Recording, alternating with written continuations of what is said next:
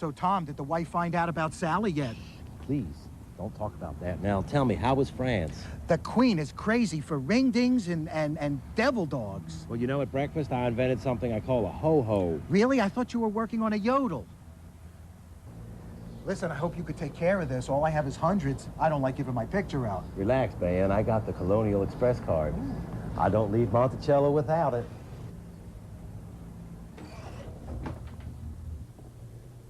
Gentlemen, the name of your party? We're Whigs. The president's room, then. Voudin.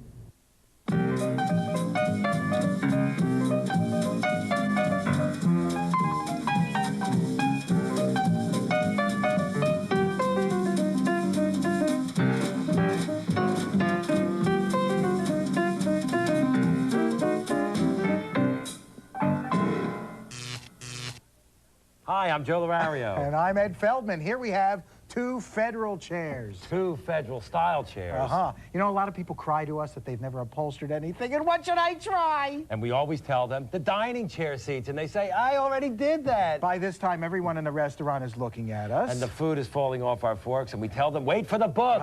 Order it special. So here's the answer. 2 identical chairs, and as you can see, one still has the old fabric on. And the other has had its fabric peeled away to reveal the understructure. And you may want to ask, why does this help us? Because you'll always have a before and an after to refer to. You will always have a finished product that you are aspiring towards. And when you're done with the first chair, strip the second chair and copy the first chair, and so on. And on it sounds and on. very simple, eh? Hey, look, zigzag springs. Oh, yeah, it's a sonata for John Cage wrote this. But we're going to make them different as night and day. Because this one may adore the minuet, the ballet russe, or crepe Suzette. While this one will love to rock and roll in a hot dog, we'll make it lose control, not too Freudian. What a wild duet. So, the first thing we do is we begin to strip the fabric. Oh, yes. And I'll take this off, and then each and every one of these stupid little tacks has to come out. I'm stripping this over here. Yeah, right. Look, I'm done. Hard to do. We've got a wild and wacky fabric for one of them. And,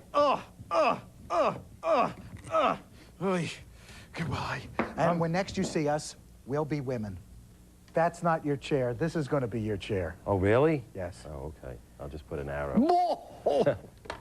Well, now that one is going to be recovered in the federal fabric, while this one will have the more wacky fabric. And I'm putting a stain on here. This is an ultra-penetrating stain. Ultraman uses this. That's how he gets his color. It's alcohol-based. It dries very fast. You just paint it on. It soaks right into your cleanly stripped and sanded wood. While I will use, for the basis of my fanciful finish, the white spray primer, which I am just going to paint on the legs and the arms because everything will be covered with the fabric. This won't take long to dry. I'm done. And then, as am I. Wipe off some of the excess there. I was done first. Now that the primer is dry, we're going to apply our next level of fanciful finish. This is a faux granite spray-on. The cap comes like this. That's what it's supposed to look like. You shake the can, you hold it 14 to 16 inches away, and... Holy cow. You like that? Okay. I like that. All right, I'm going to turn it around and do the front. Oh, there's a lot of power in that blower there. Boy, it's kind of like something you might do on New Year's Eve. I'll do this side. What the heck? You can do that to your boots. It doesn't smell like spray paint either. I don't know what it smells like. Now over to Joe, who's doing the traditional finish. Oh, things you can do with gloves also. This is the traditional finish, and I have the brown mahogany toner. Remember, we stained it. I'm going to go up the leg and do this nice tone on it. Now, I might have to do a couple coats on this because the toners, as they come in the can, unlike the ones you can mix up yourself, are thin very much so they can get through this little nozzle. So instead of spraying one heavy coat, you want to spray 2 or 3 light coats. And this is a clear gloss lacquer, and I'm going to spray it right over the toner. Go fast, and don't get too close, otherwise you'll create drips, and you don't want that. You must wear a respirator when you're doing this kind of work. However, we have found that you cannot hear us with a respirator on, and besides, we're cartoon characters. Right, we're just lines on paper. So here I go, and besides, from what I've been breathing, it helps me in my art. This is the string, which is going to go over top of the speckles. It's another kind of propellant. Have a party. Oh, boy.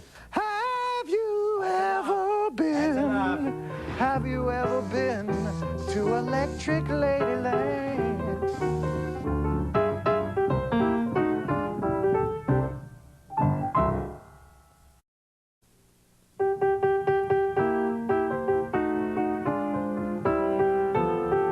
We've done this before. And we will do it again because it's so damn fascinating.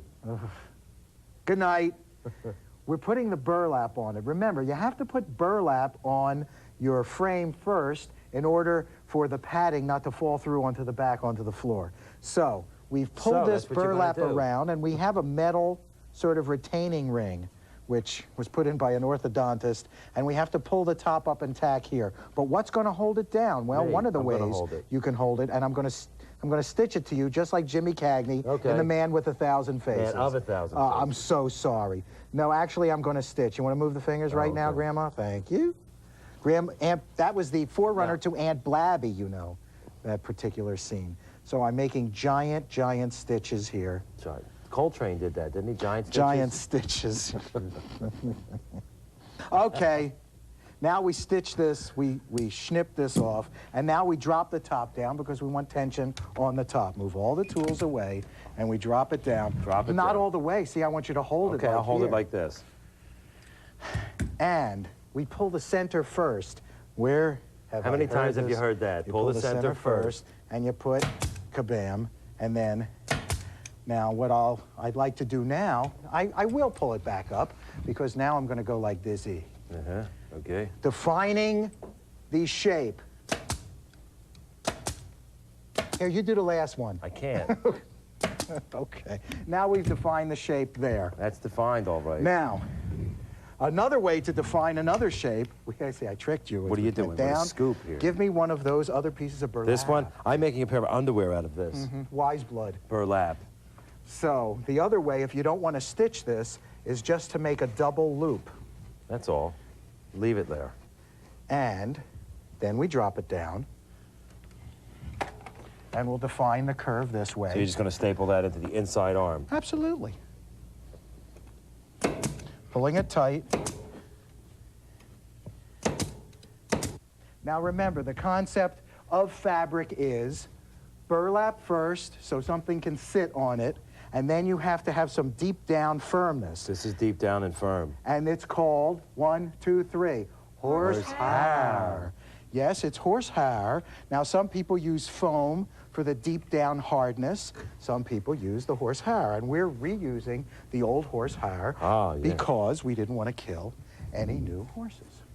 There we go. Just pull it out. It'll just sit there. Pull it forward. Well, you got to pull it out the sides, right? Yeah, but it'll sit on the front. It's not tacked in. And here we have the edge roll. And we'll just tack it into the side. Tack that in. Boy, this would feel uncomfortable if you had to sit just on this. It's very itchy. Although I had a pair of wool pants like this that felt like this. Brad Dourif. Big bell bottoms with a pleat and wool in the summer. It was the style, though, and the platform shoes. I wore the platform shoes one day, I mean. And that you know, I always noticed I was leaning forward a lot when I walked in them. We've laid in just a nice loft of cotton batting on the, what, you ruined it. I didn't ruin it. Come on, you're gonna ruin it. I'm having fun with foam. I didn't ruin it, see? For our Long Island friends. Now we're going to lay in foam on the sides and the back. Look, it's cut out just like Abe. The Pilgrims. No. Yeah. No. No. Put down that gun, you actor, you. So then... There's a Blackbeard here. So then you just lay it in. It's cut to fit, and it doesn't have to be tacked down at the bottom. And bring it around the arm, right? Bring it around the arm so it'll nicely pad the top of the arm. And just staple it in there. Staple it in. Is that sinking? Yeah. And now, when you're finished... Look at that. You get the nice big foam tongue for the back, and we lay that in. We stuff that down the bottom there. Look at all this. Chazarai. I was going to say that, but I didn't have enough phlegm in my mouth. Chazarai. And we have to spin. When I have a cold, I can say that really well. This will define this top shape and make it a nice place upon which to lay your head. Go ahead. Oh, see, that's the compressor. Mail's it's okay. This is like a real shop, and that's what makes this go.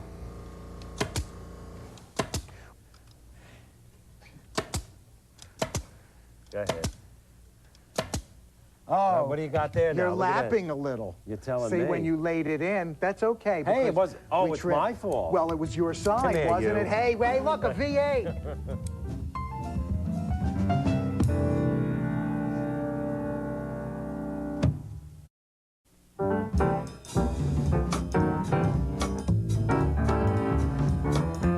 Now, before we put on the fabric, we want something to hold down everything we've put on so far, and that will be, wait, muslin.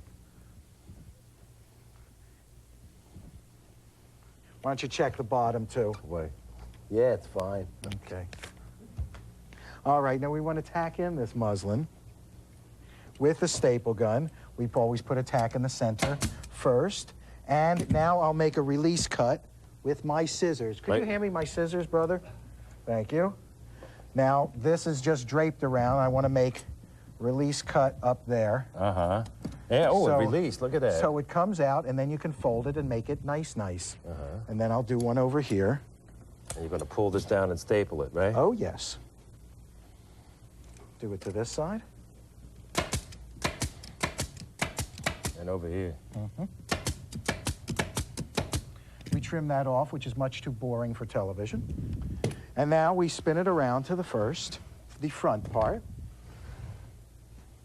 Look at that nice height. Yeah, it's nice. And that's when you set your height, because the only thing that's going to go on top of this is the fabric. And you. Well, not you. Well, not me in particular. Whoever is going to sit on the chair. Look, this does not have a release cut as yet.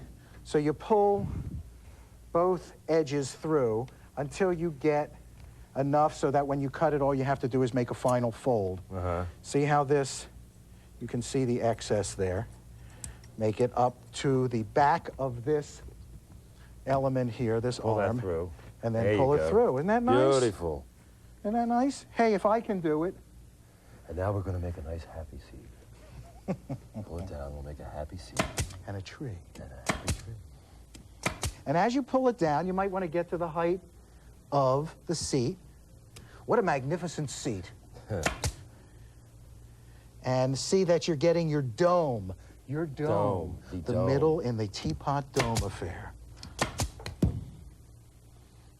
How about getting over here? Warren G. Harding, the most exciting president until, of course, Mr. Reagan.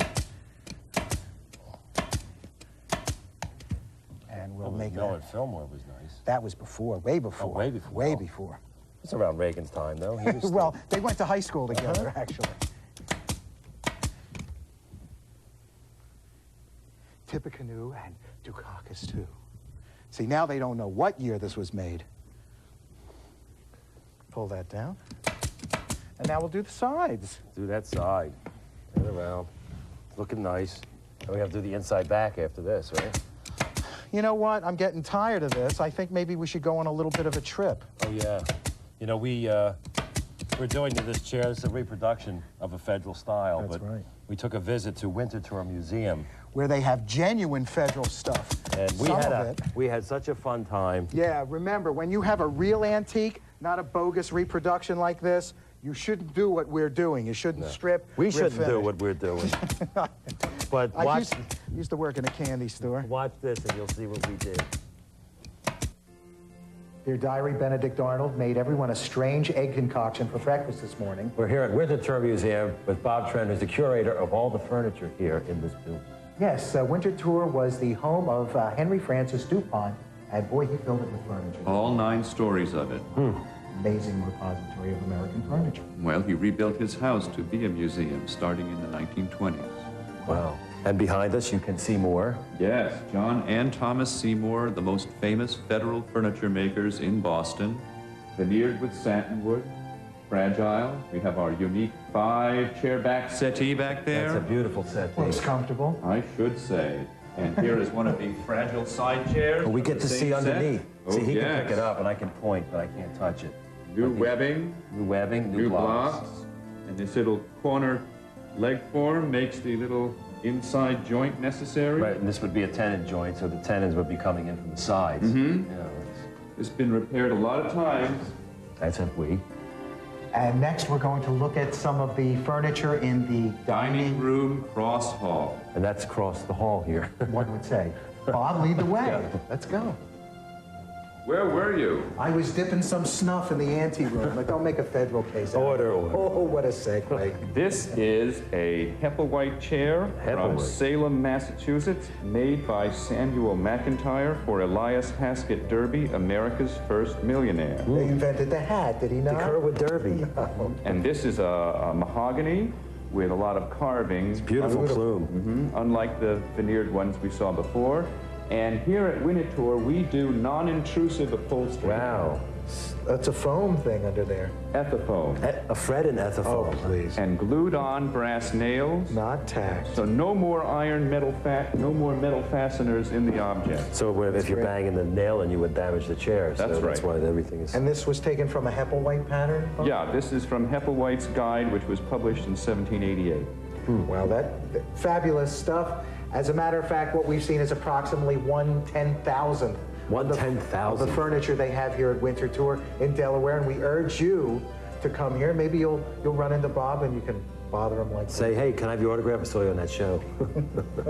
Anyway, we didn't break anything, Bob. No, Maybe you got we- away clean. Okay. Thanks a lot. Thousands and thousands of profanity-laced obsessive fan letters. Well, we got hundreds at least. Well, here's the first one. Sirs, this is from Pierre Bouvier and Michael Pudva of Chicago, Illinois. We brought, we love your show. It's got campy entertainment value, I'm course. sure. We bought a 1954 cedar chest. How do you know it's a 1954? Does it have Stamped on the back. certain kind of fin? At a thrift store, its outside is covered with cheap, ugly beige and now badly scratched plywood veneer. We'd like to remove this veneer to reveal the great, fragrant red cedar underneath without gouging, scorching, or otherwise damaging the cedar in the process. Red cedar underneath. We've gone to hardware store clerks and asked them, that's your first mistake. They don't know how to remove it. Stop right there, Michael. Stop. Pierre, don't remove the plywood veneer, because under the plywood veneer will not be the cedar. That's just inside. Where you put things. Right, that's either a veneer or boards inside. Under the veneer on the outside is not the cedar, it's some kind of blech. And don't take off the veneer or all you'll have is blech. Yeah. If you want to replace that veneer, you can. But if you take it off, you won't get to the cedar. There's something else There's nothing in there. between the two. All right, my letter is from Janice Egan from Pittman, New Jersey, and she says... I know the bishop. She's enclosed some photographs of her grandmother's sewing table. It was an engagement gift to my grandmother from my grandfather, which makes it more than 65 years old. Look at this, with all the the teddy bear's picnic right here. I think the teddies have chewed on the Yeah, table. I would be afraid if that was my baby's room. I would have nightmares. I would like to clean the piece, perhaps minimize the lines. It's got alligatoring, according to her letter. It's little cracks in the finish. And she says, I would like to slather it with moisture. How did you know we would like that word slather? Well, what you can do is you can take a little bit of alcohol and lacquer thinner, mix it together, take a rag and wipe it. But you have to be very careful because this will take the finish off if you're not careful. So do it gently and do it on a test piece first, an inconspicuous spot. Who knows, you may want to take off all the finish. I don't know. But she Maybe said... just the top. Well, she says there's some paint and detail work on here, and it will take that off too. So the best thing to do is maybe just put some lemon oil on it. I don't know, that's all I can say. And now for a contest. Our big contest for this We're season. starved for affection, and we understand that there are certain Hollywood stars who like our show. We're told we're a cult favorite in California. Yeah, so we're like asking, the Manson cult. We're asking all the big stars out there if they have nice furniture, they want to send us pictures of their furniture, if they want to even visit our set, and they got a lot of money. They can come Harrison here with their own Ford, money. you used to build stuff. Emma Samms, you like to strip and refinish. Gina Davis. Rip Taylor. Oh, Rip Taylor's great. Can you hear me? Can you hear us? Can you hear us? So come and join. Send us a picture. Send us your picture. Because it'll boost the ratings. We'll put them up on the walls. We have egos, too. We'll have fun. We're serious. Yeah, this'll work. Yeah. We'll get Uncle Floyd. Oh, the first of 2 Federal shows. Yes, and next time we'll be doing the fabric on the Federal chairs. So until then, my dearest, dearest friends. You are Ed Feldman. And I am Joe L'Erario. And as always, be nice to your furniture. Thank you.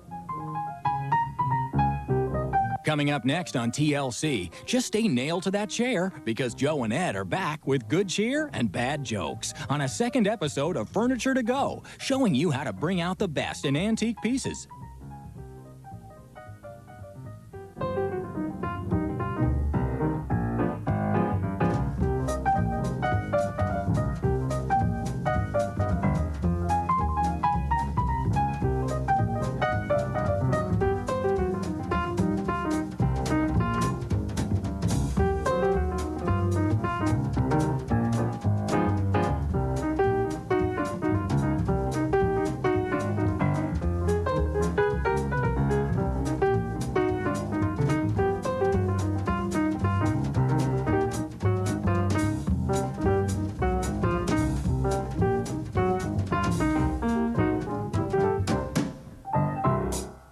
So he never did find the maid's bodice in the Hepplewhite. That Ethan Allen. What'll it be? Yes, I'd like one of those specialty drinks. Let's see, how about a dead Hessian? Okay, Benny? I have to think about it for a while. Now, what gets me is the dang fools. They could have won this war if they didn't wear those red coats. So easy to see against the foliage. It's stupid. Oh, that looks lovely. Thank you. You decide yet, Benny? Yes, I'll have an imported beer. Do you suggest anything? How about an Antoinette? What's so special about that? No head.